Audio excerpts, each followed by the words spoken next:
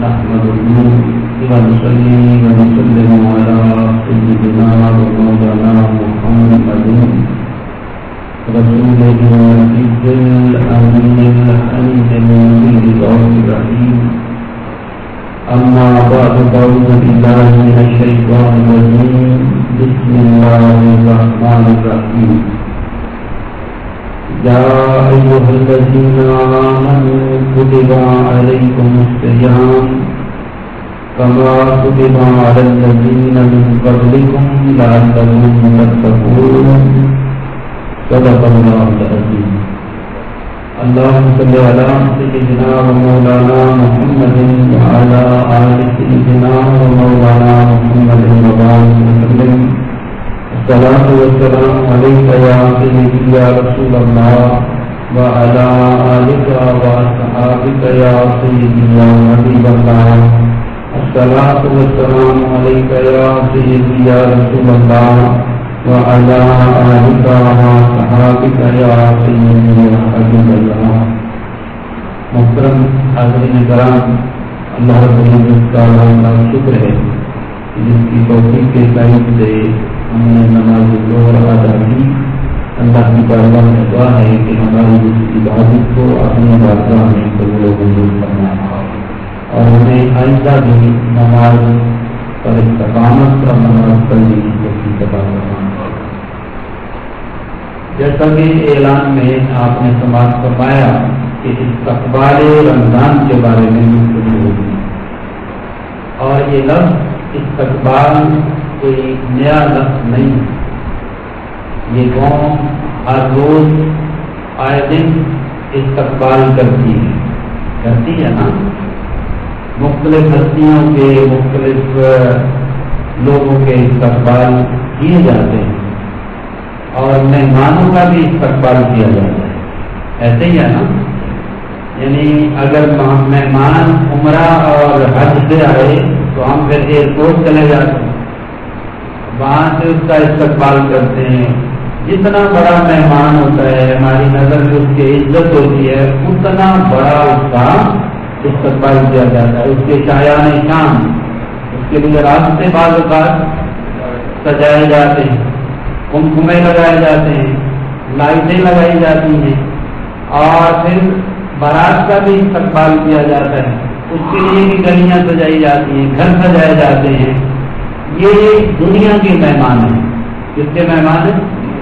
دنیا کے مہمان ہیں جن کے لیے ہم اتنا کچھ کرتے ہیں اور وہ سارا ظاہر سے تعلق رکھتا ہے.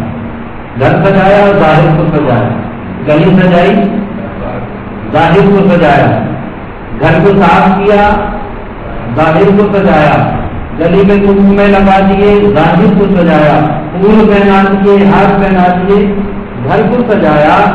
لیکن رمضان المبارک ایک ایسا مہمان ہے کہ حضور صلی اللہ علیہ وسلم نے فرمایا یہ مہینہ اللہ کا مہمان ہے. اب دیکھنا یہ ہے کہ دنیا کے مہمان آنے پر خوشی ہوتی ہے، کیا اللہ کے مہمان کے آنے پر بھی خوشی ہوتی ہے؟ میں اپنا ذاتی بات بتا دوں، جتنی خوشی مجھے اللہ کے فضل سے ربیع الاول شریف کے آنے پر ہوتی ہے، ذی الحج کے مہینے میں قربانی کے دنوں میں ہوتی ہے، یا اس عبادت کے کرتے وقت ہوتی ہے، یا رمضان المبارک میں ہوتی ہے، اتنی خوشی دیگر عبادات میں نہیں ہوتی. اس کی وجہ یہ ہے کہ وہ عبادات پرپیچوئل ہیں، مسلسل ہیں، ہر روز ہیں. نماز ہر روز پڑھنی ہے آپ نے، اللہ نے دیا ہے صدقہ و خیرات آپ نے ہر روز دینا ہے. جو عبادت سال کے بعد آتی ہے، مطلب قربانی آپ نے ایک دن ہی کرنی ہے، اگر اس کو بھی منہ بنا کے کیا تو کیا کیا؟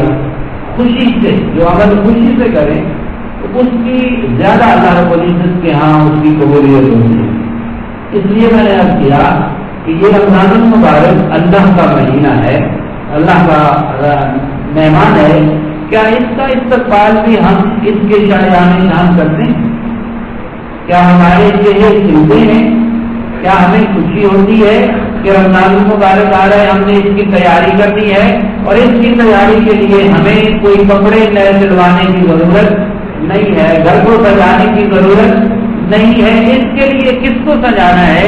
اس کے لیے دل کے آنگن کو سجانا ہے۔ کس کو سجانا ہے؟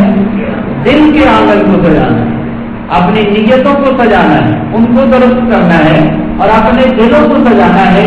اور قربان جائیں جب یہ مہینہ آتا ہے اللہ رب العزت خود اس کا اہتمام فرماتا ہے۔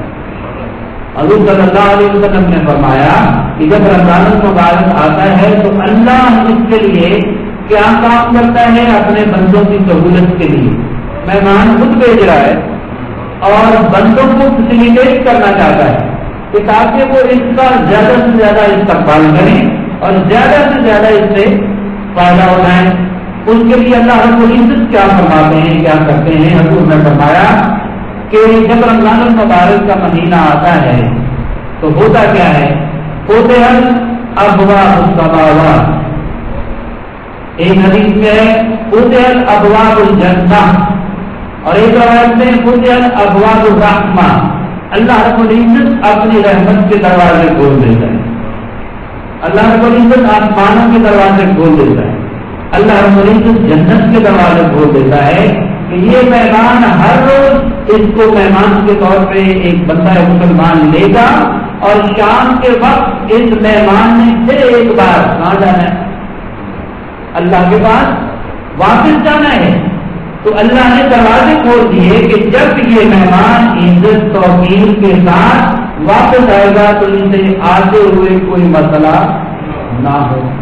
براہ راست اللہ کی بارگاہ میں، براہ راست اللہ کی بارگاہ میں رحمت کے دروازے کھول دیے جاتے ہیں اور بخشش کے دروازے کھول دیے جاتے ہیں، جنت کے دروازے کھول دیے جاتے ہیں۔ مولا صرف جنت کے دروازے کھولتا ہے؟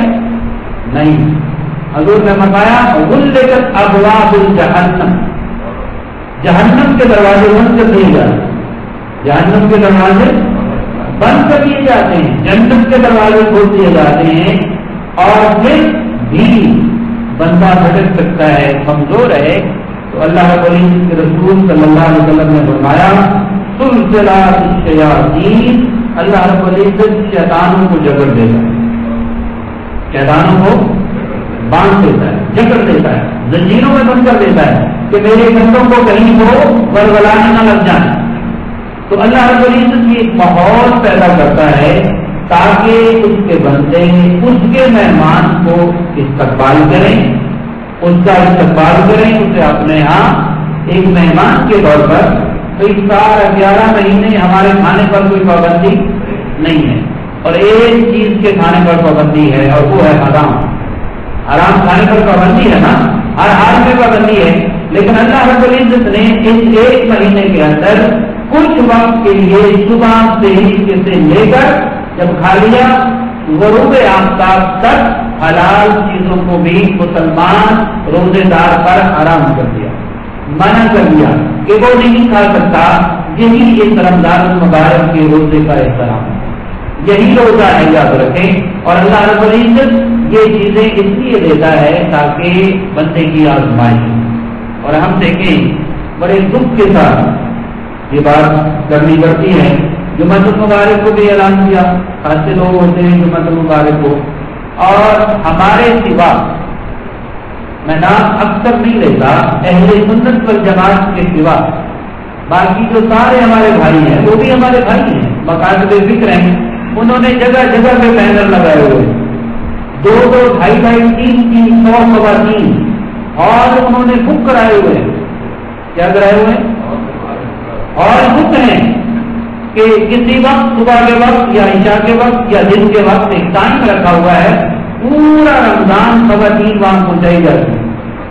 ہماری بدقسمتی یہ ہے کہ آپ دیکھیں 3 دفعے والدین 3 سے زیادہ نماز کے لیے بھی، یا تو ہر بندہ مفتی ہے، ہر بندہ سمجھتا ہے کہ میں جانتا ہوں، مجھے سننے کی ضرورت ہے۔ ہم نے دین کو اپنے گھروں میں داخل نہیں کیا، یہ ہم پکڑے جائیں گے، یاد رکھیں۔ ہم نے اپنے گھروں میں دین کو داخل کیا ہی نہیں، ہماری اپنی ماں بہن بیٹی کے لیے دین کو ہم نے دروازے بند کر دیے، اور اس وجہ سے آج ہم پیچھے ہیں۔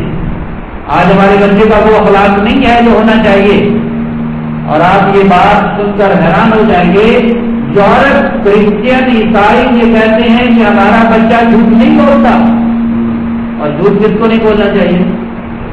مسلمان کو نہیں بولنا چاہیے. وہ کہتے ہیں ہمارے بچے جھوٹ نہیں بولتے. جب سوال کیا کیوں نہیں بولتے، انہوں نے کہا کیونکہ ہم نہیں بولتے، کیونکہ والدین جھوٹ نہیں بولتے اس لیے ہمارے بچے نہیں بولتے. ہم بچوں پر سختی نہیں کرتے، انہیں پتا ہے سچ بتا دیں گے تو ہمیں معافی مل جائے گی، اور جھوٹ بولیں گے تو پھر ہماری پٹائی ہوگی. ہمارے ہاں الٹ بات یہ ہے کہ ہم یہ سمجھتے ہیں کہ جھوٹ بولا تو بچ جائیں گے، سچ بولا تو پھنس جائیں گے. تربیت کے انداز مختلف ہیں. جب تک ہم اپنے گھروں میں دین نہیں بھیجیں گے، نہیں جانے دیں گے، تب تک ہمارا یہی حال ہوگا. ہمارے اندر اخلاقیات نہیں ہے، ہمارے بچوں کے اندر اخلاقیات نہیں ہے، اور آپ ان کا لباس دیکھیں وہ قابل اعتراض حالت میں پہنتے نیچے گر رہی ہوتی ہیں. یہ میں نے اس لیے بات کی کہ ہم جب دین کو داخل ہی نہیں کریں گے، خواتین کو جمعے کے لیے نہیں لائیں گے، جلوس کے لیے نہیں لائیں گے. الحمدللہ جگہ ہے ہمارے پاس. جب ہم خود ہی کوشش نہیں کریں گے تو یاد رکھیں کہ اپنے تقوی، طہارت، روزے، نماز کی وجہ سے وقت سے نہیں جائیں گے. ہمارے اوپر یہ بات فرض ہے، یا ایھا الذین آمنوا قوا انفسکم واہلیکم نارا، اے ایمان والو خود بھی جہنم کی آگ سے بچو اور اپنے اہل و عیال کو بھی جہنم کی آگ سے بچاؤ. یہ فرض ہے، فرض عین ہے ہمارے اوپر کہ ہم دین کو اپنے بچوں کو سکھائیں، اپنے گھروں میں سکھائیں. اور ایک خاتون خانہ اگر دیندار ہو جائے تو یاد رکھیں ساری فیملی دیندار ہو جائے، سارا خاندان دیندار ہو جاتا ہے. وہ اگر نماز پڑھے، تلاوت قرآن کرے تو اس کے ذریعے سے اس کے بچے جو ہیں وہ بھی نماز روزے کے پابند ہو جاتے ہیں، اخلاقیات کے پابند ہو جاتے ہیں. تو میں نے یہ عرض کیا کہ رمضان المبارک اللہ کا مہینہ ہے، ہمیں اس کا استقبال کرنا ہے، اور اس کے لیے ہمیں تیاری کیا کرنی ہے؟ ذہنی طور پر تیار ہونا ہے. کیا کرنا ہے؟ ذہنی طور پر تیار ہونا ہے. 11 مہینے کھایا ہے، اب اللہ کے حکم پر اس کو کچھ وقت کے لیے چھوڑنا ہے. یہ نہیں کہ پورا مہینہ ہی چھوڑنا ہے، بلکہ انواع و اقسام کے اللہ رب العزت نے ہمیں کھانے دینے ہیں جو ہمارے دسترخوان پر آج شام کو مغرب کو کھانے نہیں ہوں گے. انشاءاللہ منگل یا بدھ کی رات کو ہوں گے کہ نہیں ہوں گے؟ زیادہ ہوں گے نا، ان چیزوں سے زیادہ ہوں گے. اللہ رب العزت برکت عطا فرماتا ہے، کھانے پر پابندی صرف دن کے وقت لگاتا ہے تاکہ اس تربیت کے مراحل سے یہ گزر جائیں، اور جب گزر جائیں گے تو انشاءاللہ پورا سال جو ہے وہ اچھا رہے گا. اللہ رب العزت نے سورہ البقرہ میں بڑی مشہور آیت ہے، اللہ رب العزت فرماتے ہیں آیت نمبر 183 میں، یا ایھا الذین آمنوا، اے ایمان والو، اے ایمان والو. ہماری بات ہو رہی ہے نا، ایمان والوں کی بات ہو رہی ہے کہ اے ایمان والو کتب علیکم الصیام، تمہارے اوپر روزے فرض کیے ہیں. کس نے فرض کیے ہیں؟ اللہ تعالیٰ. کس نے فرض کیے ہیں؟ اب آپ مجھے یہ بتائیں، ہمارا مثلا میرا پرنسپل اگر میری کوئی ڈیوٹی لگائے تو میں ادا کروں گا کہ نہیں کروں گا؟ جی کروں گا. آج کل دنیا ہے وہ پھر بھی بلا لیتے ہیں، خود کرتے جناب اس نے میرے یہاں پہنچنا ہے، پہنچتے ہیں. آپ کا بات جو آپ کی ڈیوٹی لگائے افسر وہ کریں گے